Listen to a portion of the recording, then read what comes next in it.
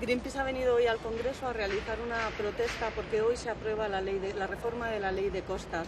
Activistas de Greenpeace han conseguido escalar hasta el techo del Congreso con la intención de desplegar una pancarta con la que queremos denunciar que hoy se da carpetazo a 25 años de protección en la costa. El litoral español va a dejar de estar protegido y se va a vender a unos intereses privados que nada tienen que ver con el interés general.